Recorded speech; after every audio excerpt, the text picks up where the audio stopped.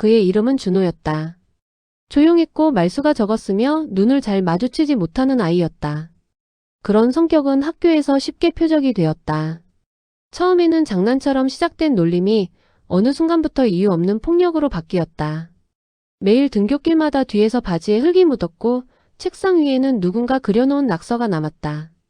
급식 시간에는 줄에서 밀려나 바닥에 쏟아진 음식을 바라보며 울음을 삼킨 날도 있었다. 선생님은 알아차리지 못했고 친구는 단 한 명도 없었다. 그는 집에 돌아오면 늘 같은 생각을 했다. 나는 왜 태어났을까?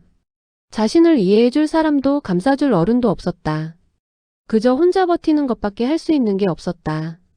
어느 날 맞고 쓰러진 채로 교실 앞에서 엎드려 있던 준호에게 체육 선생님이 조용히 다가와 말했다. 너 운동 한번 해볼래? 몸을 쓰면 마음이 좀 나아질 수도 있다. 그 말은 의외로 그에게 깊이 박혔다. 그날 이후 준호는 방과 후마다 체육관에 남았다. 달리고 또 달리고 숨이 턱끝까지 차올라도 멈추지 않았다. 운동을 하는 동안만큼은 누구도 그를 건드릴 수 없었다. 아무도 그를 밀치거나 비웃지 못했다. 그 시간만은 오로지 자신만의 영역이었다. 팔굽혀펴기, 스쿼트, 샌드백치기. 처음엔 아무것도 못했지만 조금씩 근육이 붙고 체력도 길러졌다. 몸이 강해지자 마음도 이상하게 덜 흔들렸다. 마치 세상이 자신을 밀어내도 중심을 잡을 수 있게 되는 느낌이었다. 중학교에 올라가면서 준호는 완전히 달라졌다. 키는 크게 자랐고 어깨는 넓어졌으며 몸은 단단하게 변했다. 하지만 변한 것은 외형만이 아니었다. 그는 예전처럼 자신을 숨기지 않았다. 눈을 마주했고 말도 분명해졌다. 그를 괴롭히던 아이들은 여전히 같은 방식으로 다가왔지만 결과는 달랐다. 준호는 더 이상 도망가지 않았고 더 이상 두려워하지 않았다. 폭력은 정당화될 수 없다. 하지만 그 시절의 준호에게 복수는 숨쉬기 위한 마지막 방법이었다. 그는 자신을 괴롭히던 아이들 앞에서 더 이상 흔들리지 않았다. 그들은 충격을 받았고 결국 준호를 건드리지 못했다. 학교 안에서 싸움장이라는 이름이 붙었지만 준호에게 그것은 자랑이 아니었다. 그저 더 이상 다치지 않기 위한 방어막일 뿐이었다. 그는 여전히 마음 한구석이 텅 비어 있었다. 고등학교에 올라갔을 때 준호의 일상에 예상치 못한 인물이 나타났다. 새로운 전학생 은서였다. 대부분의 학생들이 준호를 무서운 아이로 피할 때 은서는 조용히 다가와 말을 걸었다. 혹시 같이 점심 먹을래? 처음엔 의아했고 경계도 했다. 하지만 은서와 대화를 나누는 시간이 늘어날수록 준호는 처음으로 누군가에게 있는 그대로의 자신으로 다가갈 수 있다는 걸 느꼈다. 둘은 자연스럽게 가까워졌고 결국 연인이 되었다. 그녀는 준호에게 이렇게 말했다. 넌 생각보다 훨씬 따뜻한 사람이야. 그걸 알았으면 좋겠어. 준호는 그 말에 울 뻔했다. 그가 태어나 처음으로 진심으로 받아본 위로였다. 하지만 행복은 오래가지 않았다. 은서에게도 따돌림이 시작된 것이다. 그 이유는 단 하나였다. 준호와 사귄다는 것. 준호는 자신의 과거를 떠올렸다. 은서의 가방이 쓰레기통에 던져져 있었고 교실 뒤에서 몰래 울고 있는 모습을 보았을 때 그의 가슴은 무너졌다. 하지만 은서는 말했다. 괜찮아. 나는 너랑 같이 있는 게 좋아. 그러나 그는 알았다. 자신이 곁에 있는 한 그녀의 아픔은 계속될 거라는 걸. 준호는 결국 은서에게 말하지 못한 결정을 내렸다. 그녀를 지키기 위해서였지만 그녀는 상처를 받을 수밖에 없는 선택이었다. 은서야, 우리 그만하자.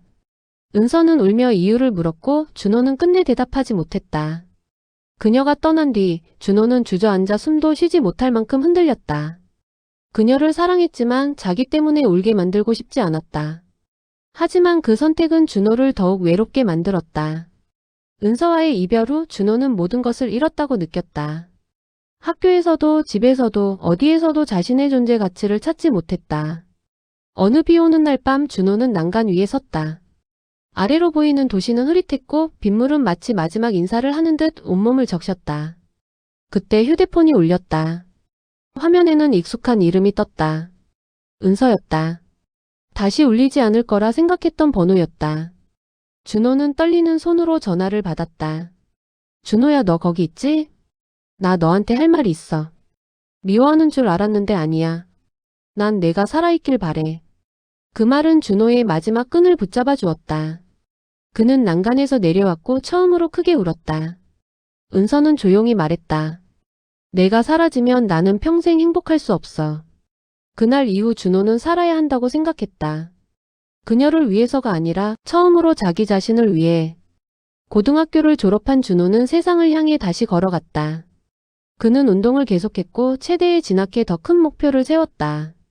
공부도 운동도 인간관계도 모두 처음부터 다시 시작해야 했다. 하지만 이번에는 달랐다. 그는 도망가지 않았고 과거의 자신에게 잡히지 않았다. 의지와 노력. 그 두 가지는 어느 누구도 빼앗을 수 없는 그의 무기였다. 대학을 졸업한 뒤 그는 스포츠 트레이너로 취업했고 차근차근 경력을 쌓았다. 사람들은 그를 믿었고 그의 진심을 느꼈다. 그는 마침내 자신이 가치 있는 사람이라는 걸 받아들일 수 있었다. 시간이 흘러 그는 자신만의 체육센터를 열게 되었고 많은 사람들에게 존경받는 인물이 되었다. 과거를 떠올리면 여전히 가슴이 아팠지만 그는 달랐다. 그는 누군가의 상처가 되지 않기 위해 노력했고 힘든 사람들을 돕는 데 자신을 내주었다. 그리고 어느 날 그의 센터 문 앞에 한 여자가 서 있었다. 바로 은서였다. 그녀는 수줍게 미소 지으며 말했다. 오랜만이야, 준호야. 두 사람은 오랜 시간 떨어져 있었지만 서로를 잊지 못했다는 걸 금방 알 수 있었다. 준호는 말했다.